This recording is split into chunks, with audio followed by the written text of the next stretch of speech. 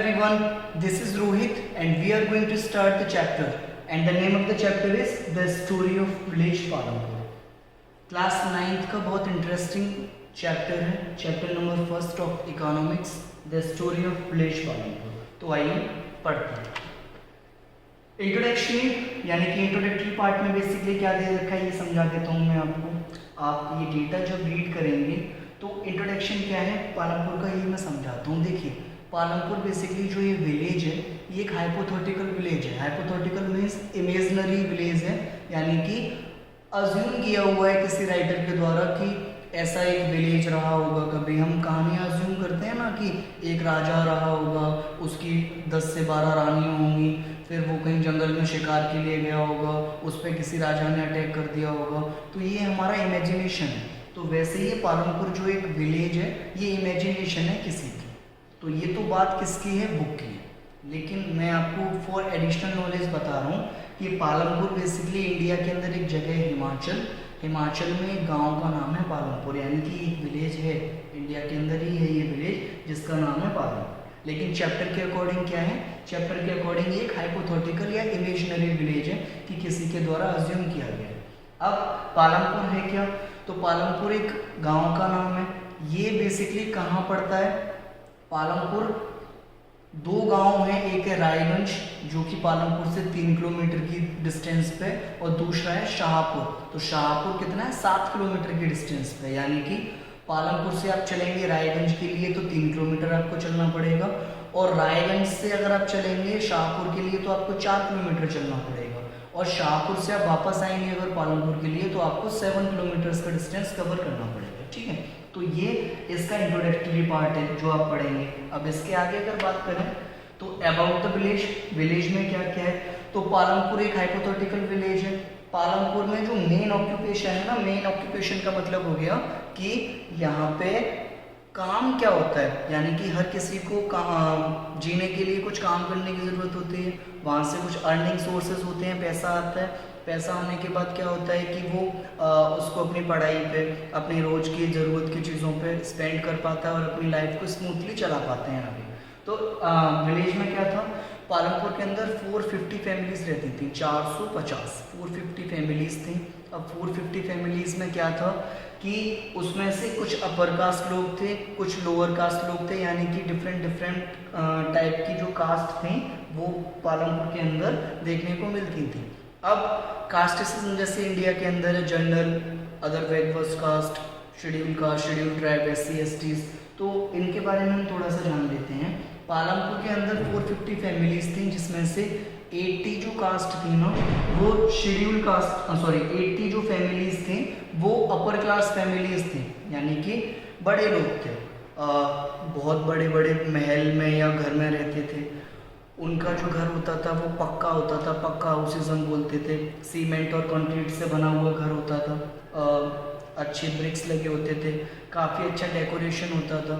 ठीक है, और बहुत बड़े एरिया में घर बना होता था और लैंड बहुत ज़्यादा होती थी, यानी कि जो ज़मीन है वो इन पर ज़्यादा होती थी। वहीं बात करें कंपैरिजन की, यानी कि जो लोअर क्लास पीपल थे, जो गरीब लोग थे, उनके पास जो हाउसेस होते थे उनके हाउसेस मड से बने होते थे, यानी कि मिट्टी से बने हुए होते थे, गारा और मिट्टी बेसिकली हम बोलते हैं उससे, और बहुत छोटी सी जगह में वो लोग रहते थे, और छोटी सी जगह में रहने के बाद उनको गांव में एक कॉर्नर प्रोवाइड कर रखा था, यानी कि एक कॉर्नर दे रखा था जिसमें वो लोग क्या करते थे, जिसमें वो रहते थे। ठीक है, और उनके पास जो लोअर क्लास लोग थे उनके पास जो लैंड सरफेस होता था, यानी कि ज़मीन होती थी, वो सिर्फ इतनी होती थी जिसमें वो लोग क्या कर सकते थे, वो अपना खुद का या तो रह सकते थे या उतनी जगह में खेती करके अपना खुद का पेट पाल सकते थे, यानी कि खुद के परिवार को स्मूथली नहीं कहूँगा, नॉर्मली रन कर सकते थे। ठीक है, आगे बढ़ते हैं। अब ऑर्गेनाइजेशन ऑफ प्रोडक्शन, तो आपको विलेज समझ में आया कि विलेज क्या था। अच्छा, इस विलेज में एक चीज़ और ऐड करता हूँ मैं अबाउट द विलेज। अब इस विलेज में क्या था, सबसे मेन काम था फार्मिंग, यानी कि लोग फार्म करते थे, खेती करते थे। इसके अलावा कुछ अदर नॉन फार्मिंग एक्टिविटीज़ भी थी, जैसे कि लोग फिशरीज़, मत्स्य पालन, मत्स्य विभाग होता है, जैसे मछली पकड़ के लेके आते थे, फिशरीज़ का काम करते थे, उनको बेच देते थे। इसके अलावा वहाँ पे क्या होता था कि कुछ फीमेल्स वीविंग करती थी। वीविंग का मतलब होता है कि ऊनी कपड़ों को बुनना या मैट बना देना, तो वीविंग का काम भी होता था। इसके अलावा वहाँ पे डेयरीज भी थी। डेयरी क्या होती हैं? दूध वाली डेयरी, शिप्स हो गई, बफेलोज हो गई, काव हो गई, गॉट हो गई, इनका दूध निकाला जाता था और इनके दूध का पूरे गांव में प्रोडक्शन होता था। तो ये कुछ अर्निंग सोर्सेज थे। कुछ शॉपकीपर्स भी थे वहाँ पे जो डिफरेंट डिफरेंट स्टॉल्स लगाते थे, शॉप्स लगाते थे कि अगर किसी ने चाय की शॉप है, किसी की परचून की शॉप है, नॉर्मली ग्रोसरीज की शॉप है, तो ऐसे वहाँ पे शॉपकीपर्स भी थे। इस गांव के अंदर डिस्पेंसरी भी थी, प्राइवेट हॉस्पिटल्स भी थे और पब्लिक हॉस्पिटल्स भी थे, गवर्नमेंट हॉस्पिटल्स। इसमें स्कूल्स भी था, प्राइमरी कॉलेजेस भी थे और हाई स्कूल भी था, ठीक है। और गांव के अंदर सबसे बड़ी चीज़ थी कि इलेक्ट्रिसिटी भी थी। तो काफ़ी अच्छा गांव था, कहने का मतलब ये है, सारी फैसिलिटीज़ थी इसके अंदर। आगे अब ऑर्गेनाइजेशन ऑफ प्रोडक्शन, मैंने आपको बताया कि मेन जो काम था वो क्या था? फार्मिंग था। तो फार्मिंग में हमें क्या ज़रूरत पड़ती है? फार्मिंग के लिए पढ़ते हैं। तो प्रोडक्शन यानी कि कोई भी चीज़, अगर हमें सपोज कोई अर्निंग सोर्स बनाना है, हमें कहीं से पैसा कमाना है, तो हमें 4 चीज़ों की ज़रूरत होती है। पहला होता है लैंड, दूसरा होता है लेबर, तीसरा होता है फिजिकल कैपिटल जो कि 2 टाइप की होती है, एक वर्किंग कैपिटल, एक फिक्स्ड कैपिटल, और फोर्थ जो होता है वो होता है ह्यूमन कैपिटल। अब मैं आपको समझाता हूँ कि है क्या। ये 4 टाइप्स होते हैं, लैंड, लेबर, फिजिकल कैपिटल और ह्यूमन कैपिटल। आगे बढ़ते हैं थोड़ा सा। ओके, तो फैक्टर ऑफ प्रोडक्शन में फर्स्ट क्या था? लैंड। अब लैंड क्या होता है? अच्छा, सपोज मुझे क्या करना है कि मुझे अपनी एक फैक्ट्री सेटअप करनी है या मुझे अपनी एक इंडस्ट्री लगानी है, तो सबसे पहले मैं क्या करूँगा? सबसे पहले मैं एक जगह देखूंगा, एक डिस्टेंस, एक पूरा डायमीटर नापूंगा कि हाँ इतने एरिया में मेरी फैक्ट्री लगेगी। तो सबसे पहले ज़मीन खरीदूंगा। तो लैंड कैसी होनी चाहिए? लैंड सरफेस एक अच्छा होना चाहिए, यानी कि ज़मीन तो मैंने खरीद ली, लेकिन यहाँ पे क्या है, मेरी ट्रांसपोर्ट की गाड़ियाँ आ जानी चाहिए, कोई मुझसे मिलने आए उसकी बाइक आ जानी चाहिए, लोकेशन अच्छी होनी चाहिए। तो ये सारी चीज़ें बेसिकली क्या है? लैंड में आती है। अब मैंने ज़मीन खरीद ली, ठीक है। ज़मीन पे मैंने क्या किया? फैक्ट्री बनवा दी, ठीक है, बनवा दी मैंने। अब बनवाऊंगा तो मैं तब जब मेरे पास लेबर होगी, यानी कि मेरे पास लोग होंगे उसको बनाने के लिए। या सपोज करिए मैंने फैक्ट्री बनवा भी दी। अब बनवा दी मैंने, उसमें मशीनें लगवा दी, काम स्टार्ट होने को, तो काम कौन करेगा? मैं अकेला इंसान तो काम नहीं कर सकता, तो मुझे किसकी ज़रूरत पड़ेगी? मुझे लेबर की ज़रूरत पड़ेगी। लेबर का क्या करेगी? लेबर मेरी फैक्ट्री में आके मेरे लिए प्रोडक्शन करेगी। सपोज मैं बना रहा हूँ, अगर बैंगल्स बना रहा हूँ या मोबाइल फ़ोन्स बना रहा हूँ, तो मोबाइल फ़ोन्स का मैं क्या करूँगा कि मोबाइल फ़ोन्स का मैं, जैसे प्लास्टिक है तो प्लास्टिक फैक्ट्री में मोल्ड करूँगा, प्लास्टिक लेके आऊँगा कहीं से, लेबर उसको मोल्ड करेगी, उसमें टच लगाएगी, उसमें कुछ एक्सेसरीज़ पीछे से जो है एक्सेसरीज़ डालेगी, कुछ डायोड वगैरह लगाएगी, और एक मेरा पूरा मोबाइल सेटअप बन के तैयार हो जाएगा। तो लेबर, काम करने वाले लोग कौन होते हैं? लेबर। तो जो मेरी फैक्ट्री में काम करेंगे उनको मैं लेबर बोलूँगा। आगे तो आगे के बाद है नेक्स्ट हमारा फिजिकल कैपिटल। तो लैंड हो गया, लेबर हो गया, फिजिकल कैपिटल क्या होता है? फिजिकल कैपिटल की सीधे सीधे मतलब है कि पैसा, यहाँ पे पैसे की बात हो रही है। अब पैसा होगा तभी तो आप ज़मीन खरीद पाएंगे, पैसा होगा तभी तो आप लेबर को सैलरी दे पाएंगे। अब अगर कोई स्कूल है तो टीचर वहाँ की लेबर है, अगर कोई गवर्नमेंट हॉस्पिटल है, प्राइवेट हॉस्पिटल है, डॉक्टर वहाँ की क्या है? वहाँ के लेबर है। इसके अलावा कोई इंडस्ट्री है तो वहाँ पे जो वर्कर्स हैं वो लेबर है, कोई कंपनी है वहाँ के एम्प्लॉयज़ वहाँ के लेबर है, ठीक है। अब लेबर को क्या सैलरी भी देनी होती है, यानी कि पैसा भी देना होता है। तो फिजिकल कैपिटल बेसिकली 2 टाइप की होती है, एक होती है फिक्स्ड कैपिटल एंड सेकंड होती है वर्किंग कैपिटल। तो पहले पढ़ते हैं फिक्स्ड कैपिटल क्या है। सपोज आपने जो इंडस्ट्री लगाई थी, आपने नहीं सॉरी मैंने लगाई थी, तो मैंने जो इंडस्ट्री लगाई थी उस इंडस्ट्री में क्या करूँगा? मशीनें लेके आऊँगा, मशीनें लगाऊंगा, सेटअप करूँगा। सपोज मैंने मशीनों में क्या लगाया, मैं 3 मशीन लेके आया जिनकी कॉस्ट 10 करोड़ रुपीज़ है, ठीक है। तो मशीन ऐसा तो है नहीं कि अगर कोई 10 करोड़ रुपए की एक मशीन है या 5 करोड़ की एक मशीन है तो ऐसा होगा जस्ट लाइक माई बैग कि मैं बैग पे उस मशीन को रखा और ले गया, नहीं, वो फिक्स्ड हो जाएंगी एक जगह, जिस जगह आके सेट होंगी उसी जगह उनसे काम होगा, प्रोडक्शन बढ़ता रहेगा। आगे 1 से 2 मशीनें आएंगी, 2 से 3 आएंगी, 3 से 4 आएंगी। तो जैसे जैसे ये मशीनें बढ़ती जाएंगी क्या होता जाएगा?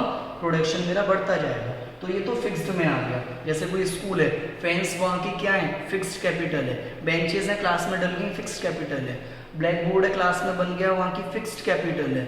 इसके अलावा चेयर्स हैं टीचर की, वहाँ की फिक्स्ड कैपिटल है।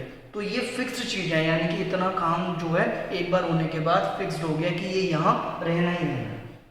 अब वर्किंग कैपिटल क्या होता है?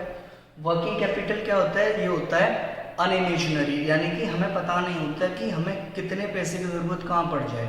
सपोज बिल्डिंग बन रही है, अब बिल्डिंग बन गई, बिल्डिंग जब बन रही है तो सपोज जो बिल्डिंग बनाने वाले हैं उन्होंने बोला कि हमें 10 kg, हमें जो वो है 10 बेसिकली क्या है, मुझे बोरा या बोर सीमेंट चाहिए, ठीक है, या मुझे 10 किलो, फॉर एग्जाम्पल ले रहा हूँ मैं, 10 किलो बालू चाहिए। तो सीमेंट आ गया, बालू आ गई, लगना शुरू हुआ, तो एस्टीमेट नहीं बना। एस्टीमेट का मतलब है कि वो एक रूम बनाना चाह रहे थे 10 बोरी में या फिर 10 kg सीमेंट में, तो वो आधे रूम में ही फिनिश हो गया सीमेंट, तो दोबारा से बोलेगी लेबर कि सीमेंट कम पड़ गया और सीमेंट मंगाएं, या बालू जो है वो कम पड़ गई और बालू मंगाएं, या फिर कोई आपके यहाँ लेबर काम कर रही है, उसके घर में कोई बीमार हो गया, उसको एडवांस की ज़रूरत पड़ी, तो 5000 आपने उसको एडवांस दे दिया, उसके 10 डेज़ की सैलरी आपने उसको दे दी, ठीक है। तो वर्किंग कैपिटल यानी कि रिक्वायरमेंट पड़ने पे जो पैसा हम खर्च करते हैं सडन, तुरंत, उसको क्या बोलते हैं? उसको बोलते हैं working capital. I hope so दोनों में डिफरेंस आपको समझ आया होगा। नेक्स्ट है हमारा, ये सबसे इम्पोर्टेंट है, ह्यूमन कैपिटल। अब ह्यूमन कैपिटल क्या होता है? ह्यूमन कैपिटल में आती है हमारी सैलरी, पैसा। सबसे पहले लैंड खरीदी, लैंड के बाद लेबर लेके आए, लेबर ने क्या है, प्रोडक्ट बनाना शुरू किए, हमारा प्रोडक्शन हमारे पास आ गया और हमने क्या करना शुरू कर दिया, हमने उसमें या तो बिल्डिंग बनवाना शुरू कर दी आगे, या फिर उसी में हमने प्रोडक्शन को आगे बढ़ाया फिक्स्ड लेबर और वर्किंग लेबर के साथ। उसके बाद आता है प्रॉफिट, तो प्रॉफिट को बोलते हैं ह्यूमन कैपिटल। ह्यूमन से ही हमने प्रोडक्शन बनाया है, ह्यूमन को ही हम क्या देंगे? सैलरी देंगे, ठीक है। तो जब ह्यूमन को सैलरी देंगे तो किस बेसिस पे देंगे? देखिए, ह्यूमन में डिफरेंट टाइप की क्वालिटीज़ होती हैं, जैसे जिसकी कैपेबिलिटी वैसा उसको काम। सपोज कोई इंजीनियर है, तो इंजीनियर है तो बड़े लेवल का इंजीनियर है, 40,000 उसको पे हो रहा होगा, यानी कि उसको 40,000 रुपये मिलेंगे। अगर कोई सॉफ्टवेयर इंजीनियर है, मैं कह रहा हूँ, तो वो कंप्यूटर के साथ पर डे खेल रहा होगा, वर्क कर रहा होगा, 60,000 सैलरी है। अगर कहीं कोई लेबर है, जैसे कि क्या करता है कि वो सिर्फ कहीं पे मील में वर्क करता है, या चूड़ियाँ बनाता है, या फिर मार्केट में जो है वो कोई भी चीज़ बेच रहा है, बेचना स्टार्ट कर देता है, तो उसको मुश्किल से उसके अगर मंथ की बात की जाएगी सैलरी की, तो 10,000, हार्डली 15,000, इससे ज़्यादा नहीं जाएगा। तो ह्यूमन कैपिटल में जो चीज़ें हमें काम में मिलती हैं, वो जिसकी कैपेबिलिटी है उसके हिसाब से उसके यूज़ में जो सैलरी उसको दी जाती है, वो ह्यूमन कैपिटल में आती है, ठीक है। अब फैक्टर ऑफ प्रोडक्शन क्या होता है? फैक्टर ऑफ प्रोडक्शन में हर ऑर्गेनाइजेशन को 4 चीज़ों की ज़रूरत होती है, land, labour, physical capital, human capital. इन चारों के कॉम्बिनेशन को हम क्या बोलते हैं? फैक्टर ऑफ प्रोडक्शन बोलते हैं। अब सबसे पहली और इम्पोर्टेंट बात क्या थी पालमपुर के अंदर, कि जो लैंड थी वो फिक्स थी। अब लैंड फिक्स कैसे थी ये मैं आपको समझाता हूँ। देखिए, 10 लोग पालमपुर के अंदर, एग्जाम्पल है ये, 10 लोग पालमपुर के अंदर ऐसे थे, 80 फैमिलीज, जिन पे बहुत ज़्यादा लैंड थी, 10 हेक्टेयर से ज़्यादा की लैंड थी। हेक्टेयर एक यूनिट होती है जिसमें लैंड को हम नापते हैं, बीघा हो गया या फिर हेक्टेयर हो गया या गज हो गया, इसमें क्या करते हैं, इसमें हम अपनी ज़मीनों को नापते हैं। तो 10 हेक्टेयर से ज़्यादा की ज़मीन एक बड़ी ज़मीन हो गई, तो ये वहाँ के बड़े लैंडलॉर्ड के पास थी। अब लैंडलॉर्ड 3 टाइप के होते हैं, मैंने आपको बताया था। एक होते हैं फार्मर्स, बिग फार्मर्स, एक होते हैं मिडिल क्लास फार्मर्स, एक होते हैं लैंडलेस फार्मर। लैंडलेस फार्मर कौन? जिनके पास ज़मीन नहीं होती। मिडिल फार्मर्स कौन होते हैं? जिनके पास 2 हेक्टेयर से कम ज़मीन होती है और अपनी ज़मीन पे वो खेती करते हैं और उतना ही पैदा कर पाते हैं जितना उनकी ज़रूरत का होता है। और लार्ज फार्मर्स वो होते हैं जो दूसरे लोगों को बुला के अपने खेत में काम कराते हैं। इनके पास ट्रैक्टर, कल्टीवेटर, थ्रेशर, सारी चीज़ें खुद घर की होती हैं और एक बड़ा प्रोडक्शन करते हैं बहुत बड़े अमाउंट में, और उस प्रोडक्शन को क्या कर देते हैं, उस प्रोडक्शन को मार्केट में सेल आउट करते हैं, जिससे कि मनी, प्रॉफिट बनाते हैं बड़ा, ठीक है। तो अब पालमपुर में क्या था, लैंड फिक्स थी। कैसे फिक्स थी कि अगर कोई अपर क्लास फार्मर है, यानी कि कोई लैंडलॉर्ड है, तो उसके पास इतनी ज़मीन आती थी कि जो लोअर क्लास फार्मर होते थे उसमें 20 लोग आ जाएं। यानी कि अगर मेरे पास एक 10 हेक्टेयर का प्लॉट है और उसमें मैं ज़मीन कर रहा हूँ, मैं उसमें खेती कर रहा हूँ, तो खेती में मैं तीनों टाइप की फसल कर सकता था। आपने राबी क्रॉप सुना होगा, आपने ज़ियाद क्रॉप सुना होगा, जो बेसिकली गर्मियों में होती है, उसको ज़ियाद क्रॉप बोलते हैं, जिसमें फ्रूट्स और वेजिटेबल्स दोनों आते हैं, हम उगाते हैं उसको। खारीफ क्रॉप हमारा बेसिकली विंटर क्रॉपिंग सीजन है, जो कि नवंबर से लेके और मिड फेब तक काम करता है। और जो हमारा रेनी सीजन है उसको हम क्या बोलते हैं, उसको हम बोलते हैं एक हमारा खारीफ हो गया, दूसरा हमारा ज़ियाद क्रॉप हो गया, तीसरा राबी। तो जो मैं आपको अभी बता रहा था कि ये हमारा जो उसमें होता है रेनी सीजन में, इसको हम क्या बोलते हैं, इसको हम बोलते हैं ज़ियाद क्रॉप। अब आगे पढ़ते हैं थोड़ा सा। तो देखिए पालमपुर के अंदर लैंड फिक्स थी, बड़े लोगों के पास बहुत ज़्यादा ज़मीन थी, तो एक टाइम में वो 3 से 4 फसल कर लेते थे। जैसे कि अगर ज़ियाद क्रॉप कर रहे हैं तो वो कुकम्बर कर लेंगे, इसके अलावा वो फ्रूट्स कर लेंगे या वेजिटेबल्स कर लें, तो 3 से 4 फसल एक बार में हो गई। उस फसल को मार्केट में बेचते थे और ज़्यादा पैसा अर्न कर लेते थे। सेकेंडली अगर बात करूं तो जो यही वाला टॉपिक है नेक्स्ट, लेकिन वहीं पे अगर छोटे लोग होते थे यानी कि लोअर क्लास फार्मर्स होते थे, तो लोअर क्लास फार्मर्स के पास इतना ज़्यादा ज़मीन नहीं होती थी कि वो मार्केट में जाके उसको सेल आउट कर सकें। छोटी सी ज़मीन है, उस पर एक टाइम में एक ही फसल कर सकते थे और फसल भी इतनी होती थी जिससे वो क्या कर सकते थे, जिससे वो सिर्फ खुद का पालन पोषण कर सकते थे। ये डेटा आप नोटेड डाउन कर सकते हैं। मैंने आपको बताया खारीफ क्रॉप रेनी सीजन में होता है, रेनी सीजन आपको पता ही है इंडिया में कब आता है। फिर राबी क्रॉप्स को बेसिकली विंटर क्रॉप्स बोला जाता है और ज़ियाद क्रॉप को हम क्या बोलते हैं, ज़ियाद क्रॉप को हम बोलते हैं समर क्रॉपिंग। ठीक है, तो ग्रीन रिवॉल्यूशन के टाइम पे क्या हुआ था, जो चीज़ें चैप्टर के अंदर आप रीड करेंगे, तो ग्रीन रिवॉल्यूशन में पालमपुर के अंदर एक फैसिलिटी आई थी। इंडिया में जब ग्रीन रिवॉल्यूशन स्टार्ट हुआ था तो लोग अपनी ज़मीन की फर्टिलिटी पावर को बढ़ाने के लिए HYP सीड्स का इस्तेमाल करने लगे थे। HYP सीड्स का मतलब क्या हो गया कि ऐसी seeds, high variety of yield seeds, यानी कि पेस्टिसाइड्स हो गया, यूरिया हो गया, डाई हो गया या फिर इसके अलावा स्प्रे हो गया, इनसे क्रॉप्स की जो फसल, जो मिट्टी की बेसिकली फर्टिलिटी पावर थी वो बढ़ जा रही थी। ठीक है, अगर किसी खेत में नॉर्मल आपने अगर क्या डाला है, बीज डाला है, सीड्स डाली हैं, तो वो आपको 10 बोरी या कोई भी 10 पैकेट्स आपको आलू के दे रहे हैं, लेकिन आपने HYP सीड्स का यूज़ कर लिया तो 10 के 15 हो जाते थे। लेकिन प्रोडक्शन तो बढ़ रहा था, लेकिन लैंड की फर्टिलिटी पावर दिन पर दिन, जो लैंड सस्टेन करने की कैपेबिलिटी थी वो दिन पर दिन खत्म होती जा रही थी। ठीक है, तो HYP सीड्स जो थी वो ज़मीन की फर्टिलिटी पावर को अच्छा नहीं कर पा रही थी। तो वो नेक्स्ट टॉपिक यही है, विल द लैंड सस्टेन, क्या लैंड जो है वो उन फर्टिलाइजर्स को, उन पेस्टिसाइड्स को, यूरिया को, डाई को या फिर जो मैनिक्योर होता है, खाद बोलते हैं, उसको झेल पा रही थी? बिल्कुल नहीं, क्योंकि प्रोडक्शन तो बढ़ा। पहली साल में सपोज नॉर्मल फसल में डालता था तो 10 kg मेरा आलू निकलता था, मैंने HYP सीड्स मिला दिए, 15 kg निकल आया। दूसरी साल 13 kg रह गया, उसके बाद फिर तीसरी साल 13 kg रह गया, 4th ईयर में 10 kg रह गया, 5th ईयर्स में जो है वो 8 kg रह गया। लेकिन 6th ईयर ऐसा आएगा कि लैंड बिल्कुल बैरिन हो चुकी होगी। बैरिन का मतलब हो गया कि बंजर हो चुकी होगी, उसमें कुछ उग ही नहीं रहा होगा। तो 6 साल के प्रॉफिट पे कोई भी जो फार्मर है वो नहीं चाहेगा कि उसकी लैंड जो है वो खराब हो। तो ये जो लैंड सस्टेन नहीं कर पा रही थी HYP सीड्स को। अब आगे, how is land distribution between the farmers of village Palampur, मैंने आपको समझाया कि 150 फैमिलीज यानी कि 1/3 पॉपुलेशन, कहाँ की 450 फैमिलीज थी पालमपुर में, 1/3 पॉपुलेशन यानी कि 150 फैमिलीज हो गई। इन फैमिलीज के पास क्या था, 2 हेक्टेयर से भी कम की जमीन होती थी। वहीं 60 फैमिलीज ऐसी थी जिनके पास 2 हेक्टेयर से ज़्यादा की ज़मीन थी, और बची हुई जो फैमिलीज थी उनके पास कुछ ही बड़ी फैमिलीज थी जिनके पास 10 हेक्टेयर से भी ज़्यादा की ज़मीन थी। अब जिसके पास बहुत बड़ी ज़मीन है वो छोटे छोटे सेक्शन डिवाइड कर देगा अपनी उसमें खेत में, और एक टाइम पे बहुत सारी फसल कर सकता है। एक साइड पे लेडी फिंगर कर सकता है, एक साइड अनियन कर सकता है, एक साइड वाटरमेलन कर सकता है, एक साइड जिंजर कर सकता है, एक साइड पोटैटो टमाटो कर सकता है। तो एक बार में इतनी सारी फसलें निकाल ली उसने, मंडी गया, उसने बेच दी, एक बड़ा प्रॉफिट ले लिया। लेकिन जो 2 हेक्टेयर्स वाले लोग हैं उनके पास एक छोटा अमाउंट आता था ज़मीन का, बिल्कुल उसमें वो सिर्फ एक बार में एक ही फसल कर सकते थे, क्योंकि जगह होती नहीं थी। अगर टमाटो कर रहे हैं तो उतने हो रहे हैं जितना उनकी फैमिली खा पा रही है, बस प्रोडक्शन के लिए बचा ही नहीं। या वीट कर रहे हैं, राइस कर रहे हैं, सिर्फ उतना जितना उनके लिए हो पा रहा है, उससे ज़्यादा उसमें कैपेबिलिटी होती नहीं थी कि वो लैंड सस्टेन कर पाए।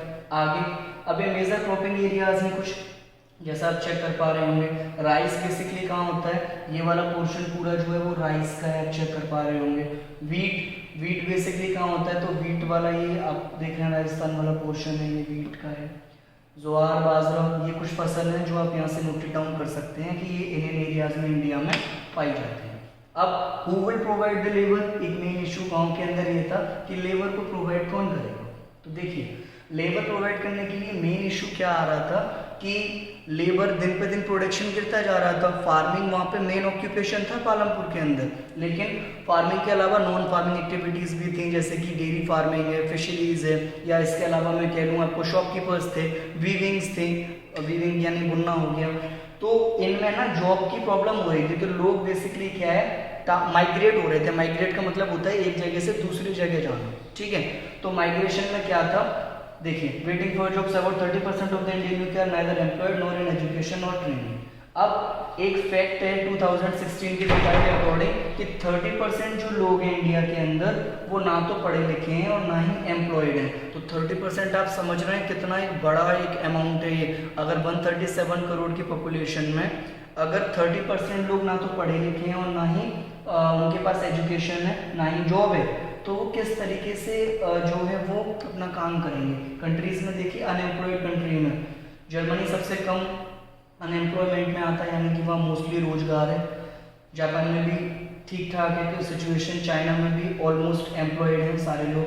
यूके के बाद यूएस, फिर कोरिया, ब्राज़ील, इंडोनेशिया, इंडिया और साउथ अफ्रीका। इंडिया देखिए आप 30% और साउथ अफ्रीका हमसे भी आ गया, दैट इज़ 37%। तो ये दोनों कंट्रीज वर्ल्ड के अंदर सबसे ज़्यादा अनएम्प्लॉयड और अनएजुकेटेड कंट्रीज में काउंट हो रही हैं करेंटली, क्योंकि यहाँ पे जो है एजुकेशन है लेकिन टू द पॉइंट नहीं है। मेरी एजुकेशन अगर 50,000 सैलरी वाली है तो मुझे मिलेंगे 5,000। लोगों को एक्सप्लॉइट किया जाता है यहाँ पे, और फिर कुछ लोग पढ़ नहीं पाते तो उनको तो वैसे ही जॉब नहीं मिलती। तो who will provide the labour, तो हमें लेबर प्रोवाइड कौन करेगा, एक क्वेश्चन राइज होता है। आगे, the capital needed for farming, तो मैंने आपको पहले ही समझाया है कि भाई फार्मिंग या कोई भी इंडस्ट्री सेटअप के लिए या इसके अलावा कोई स्कूल के लिए, कोई हॉस्पिटल के लिए हमें पैसे की ज़रूरत होती है।